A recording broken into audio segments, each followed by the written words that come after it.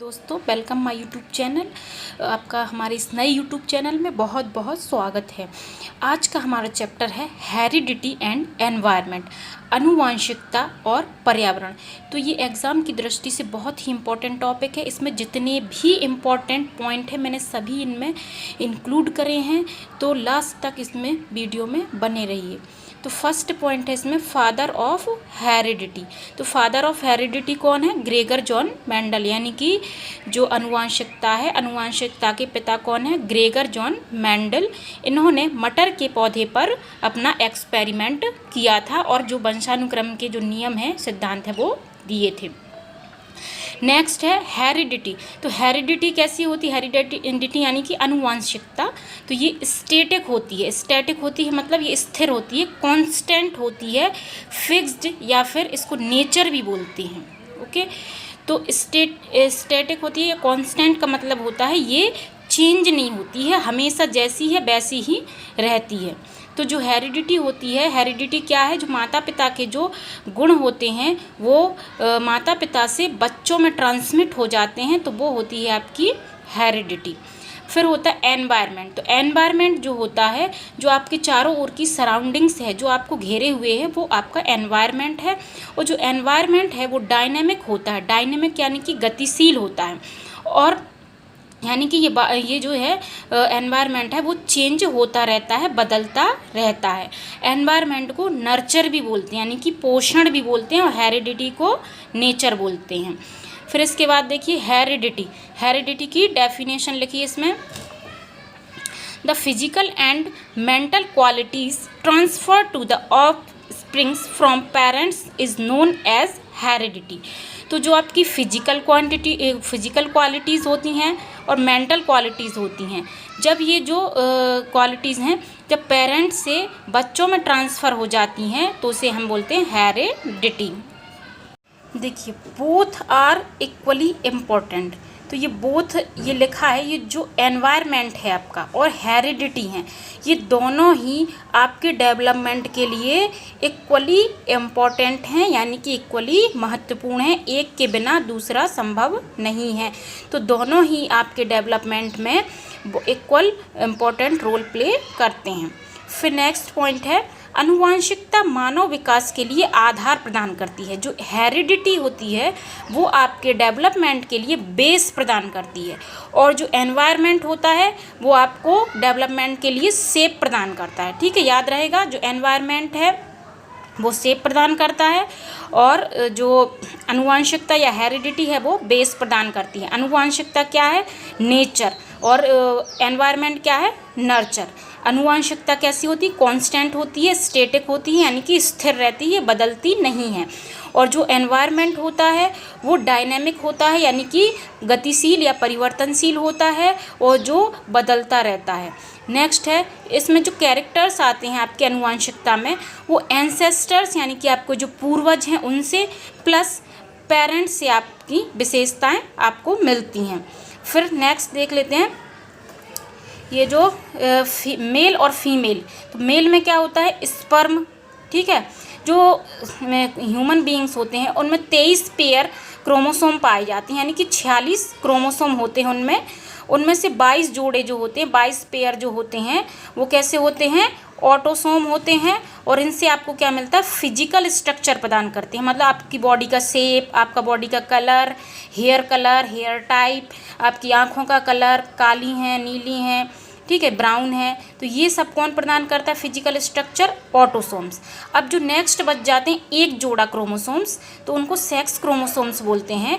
ये क्या करते हैं? सेक्स डिटर्मिनेशन करते हैं, यानी कि लिंग का निर्धारण करते हैं, यानी कि होने वाली संतान लड़का होगा या फिर लड़की होगी, ये कौन बताता है आपको? Sex chromosome. यदि जो एक्स क्रोमोसोम जिसमें होंगे वो लड़की होगी, और XY किस में होते हैं? मेल में, यानी कि लड़की में।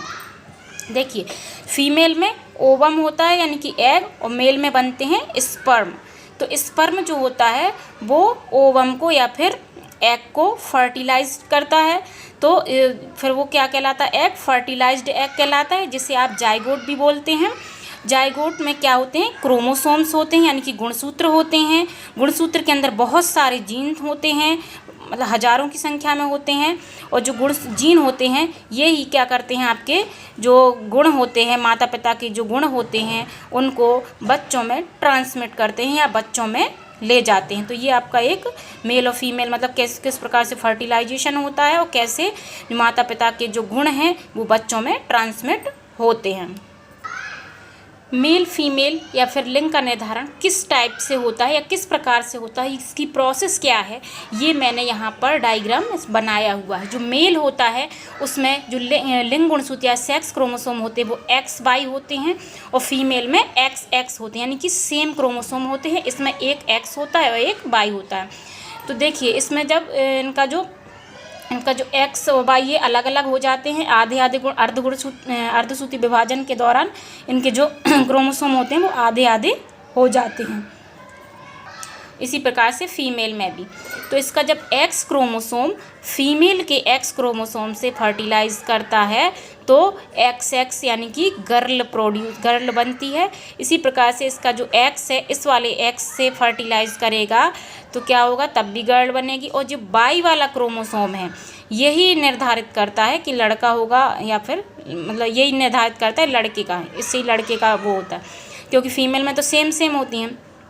तो जो Y वाला है X से फर्टिलाइज करेगा तो XY यानी कि बॉय बनेगा, और इस वाले में भी बॉय बनेगा, यानी कि 50% बॉय और 50% गर्ल के पैदा होने के चांसेस होते हैं। लेकिन हमारे यहाँ पे धारणा है कि लड़की की वजह लड़कियों को दोष दिया जाता है यदि लड़की ज़्यादा पैदा होती हैं, जबकि उसमें रोल किसका होता है, मेल का, क्योंकि लड़कियों के या फीमेल के तो जो क्रोमोसोम होते हैं वो सेम होते हैं। इसमें इसका कोई भी रोल नहीं होता है कि वो लड़का होगा या लड़की पैदा होगी, ये मेल पर डिपेंड करता है, क्योंकि मेल के जो क्रोमोसोम होते हैं वो अलग अलग या डिफरेंट होते हैं। इसी प्रकार से ये ट्विन कॉन्सेप्ट है। देखिए ट्विन कॉन्सेप्ट यानी कि जुड़वा। तो ये दो टाइप के ट्विंस होते हैं, एक आइडेंटिकल ट्विंस होते हैं और एक होते हैं आपके फ्रैटर्नल ट्विंस, यानी कि इनको समरूप, और इसको कहते हैं गुणभेद, या को डाइजाइगोटिक भी कहते हैं, इसको मोनोजाइगोटिक भी कहते हैं। तो आइडेंटिकल ट्विंस जो होते हैं उनमें वो सेम टू सेम होते हैं, मतलब जो बच्चे होते हैं वो बिल्कुल सेम टू सेम कॉपी, मतलब जो चेहरा वगैरह होगा वो भी बिल्कुल सेम होगा, उनका सेक्स भी सेम होता है। ठीक है, जैसे आपने मूवी वगैरह में भी देखा होगा सलमान खान की, मतलब 2 कॉपी होते हैं, जैसा एक होगा वैसे दूसरा होगा, और जो सेक्स है वो भी सेम होगा, जैसे लड़का है तो लड़का दूसरा भी लड़का ही होगा, लड़की है तो दूसरी भी लड़की होगी। और जो फ्रैटर्नल ट्विंस होते हैं तो इनको डाइजाइगोटिक होते हैं। ये कैसे होते हैं, ये अलग अलग होते हैं, इनका चेहरा मतलब देखने में अलग अलग दिखता है, ये अलग अलग दिखते हैं, और इनके सेक्स भी डिफरेंट हो सकते हैं, लेकिन कभी कभी मतलब चेहरा अलग अलग रहेगा और सेक्स सेम हो भी सकते हैं। जैसे बॉय 2 लड़के पैदा होते हैं फ्रैटर्नल ट्विन, लेकिन उनके चेहरे अलग अलग होंगे। गर्ल पैदा होती है तो इनके चेहरे दोनों के अलग अलग हो सकते हैं, यदि बॉय गर्ल या फिर जो सेक्स है वो डिफरेंट हो सकता है।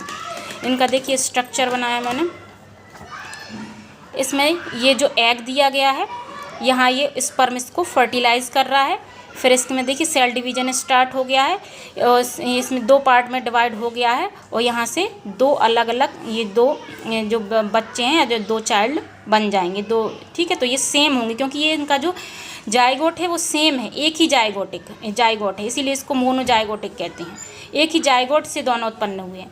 यहाँ पे देखिए ये अलग एग है, ये अलग एग है, इसको अलग फर्टिलाइज़ कर रहा है, ये अलग फर्टिलाइज़ कर रहा है, इसीलिए इसको डाइजाइगोट कहने, इसका जाइगोट अलग है, इसका जाइगोट अलग है, ये दोनों डिफरेंट होंगे। ओके, देखिए एनवायरनमेंट, पर्यावरण, इसकी definition, environment means our surroundings, all the factors that affect our body are known as environment।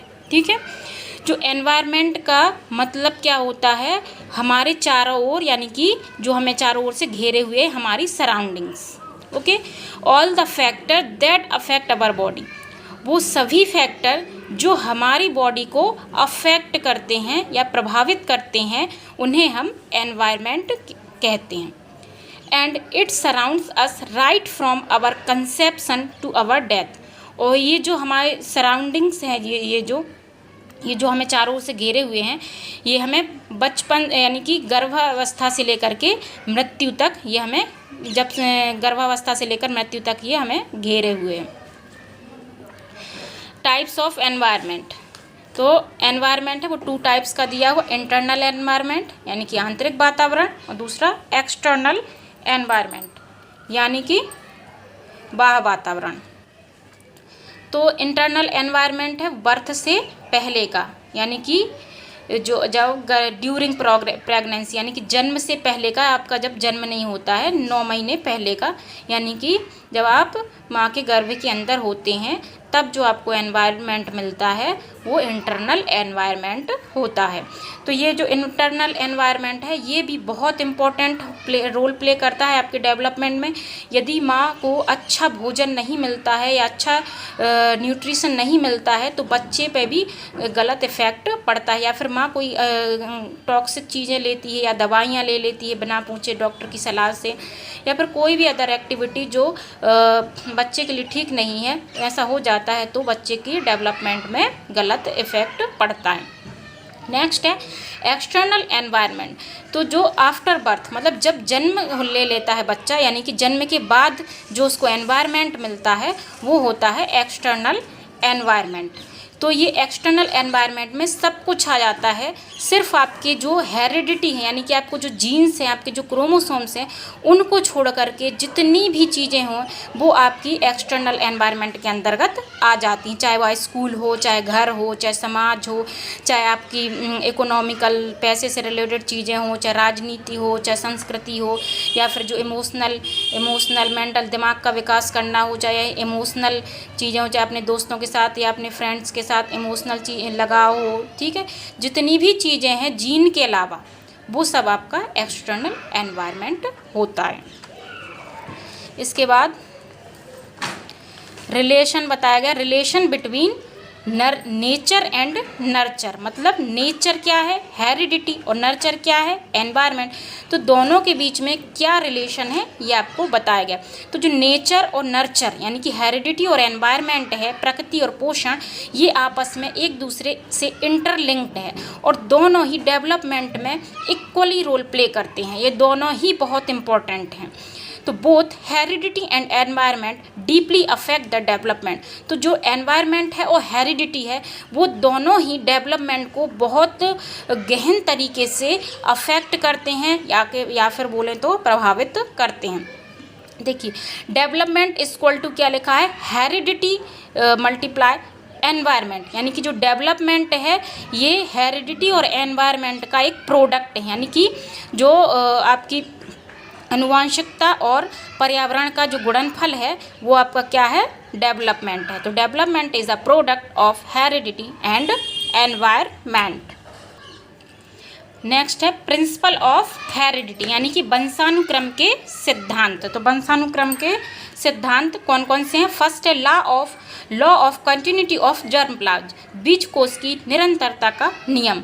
तो इसे किसने दिया था? बीजमैन नाम के साइंटिस्ट ने इसे दिया था। तो इसे बीजमैन का प्रिंसिपल भी बोलते हैं।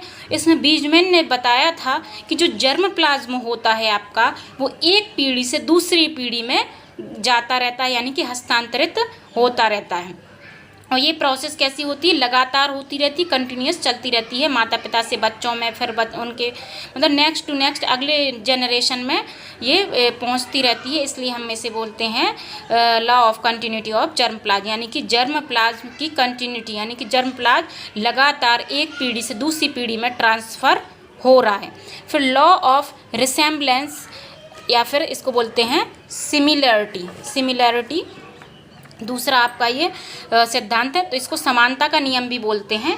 समानता का मतलब जैसे पेरेंट्स होंगे वैसी ही संतान होगी, यानी कि माता पिता यदि पेरेंट्स यदि बुद्धिमान हैं तो बच्चा भी आपका कैसा होगा? बुद्धिमान। माता पिता गोरे हैं तो बच्चा भी कैसा होगा?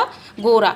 माता पिता मूर्ख हैं तो बच्चे भी मूर्ख होंगे। माता पिता लंबे हैं तो बच्चा भी लंबा होगा। यदि पेरेंट्स की हाइट कम है तो बच्चे की हाइट भी कम होगी। ये बोलता है आपका लॉ ऑफ रिसेम्बलेंस, यानी कि सिमिलरिटी मतलब सेम, जैसे पेरेंट्स वैसी संतान, यानी कि वैसे बच्चे।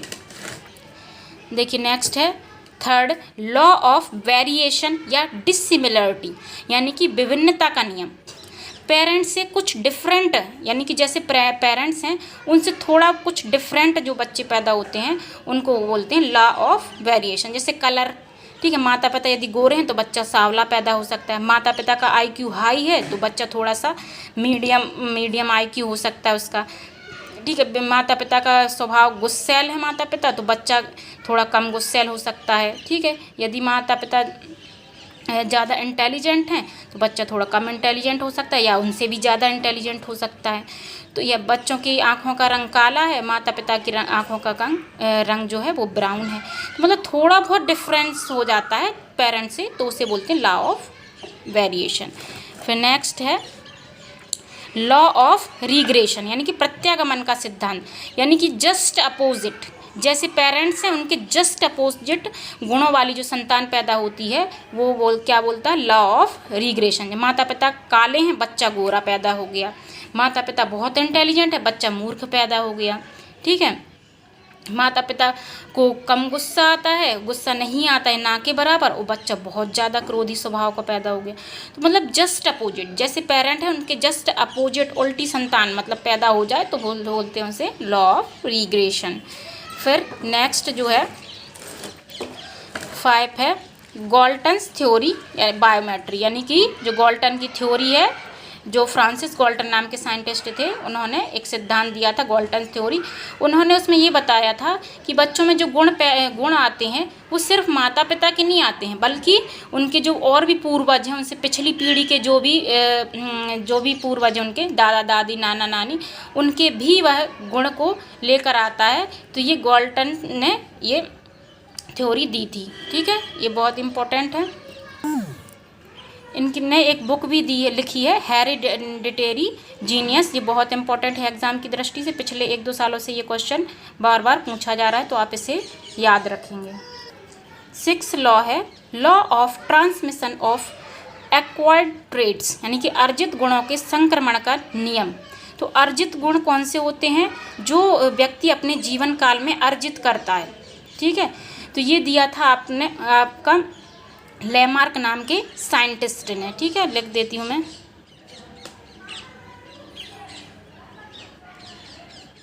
लेमार्क ने दिया था। उन्होंने एक स्टडी करी थी जिराफ पर। उन्होंने जिराफ का एग्जाम्पल दिया था कि जो जिराफ थे तो पहले उनको जो खाने के लिए जो अपना सिर है, मतलब अपनी जो गर्दन है, वो पेड़ों की पत्तियों को ऊपर की ओर खींचना पड़ता था अपनी गर्दन को, क्योंकि पेड़ ऊंचे होते थे तो पत्तियां खाने के लिए अपनी गर्दन को खींचना पड़ता था। तो धीरे धीरे जिराफ की जो गर्दन है वो लंबी हो गई। मतलब उन्होंने जो अपने गुण अर्जित किए वो उनकी क्या हो गया, अगली पीढ़ी में ट्रांसमिट हो गया, यानी कि एक पीढ़ी से दूसरी पीढ़ी में पहुंच गए। इन्हीं को बोलते हैं अर्जित गुणों की वंशागति।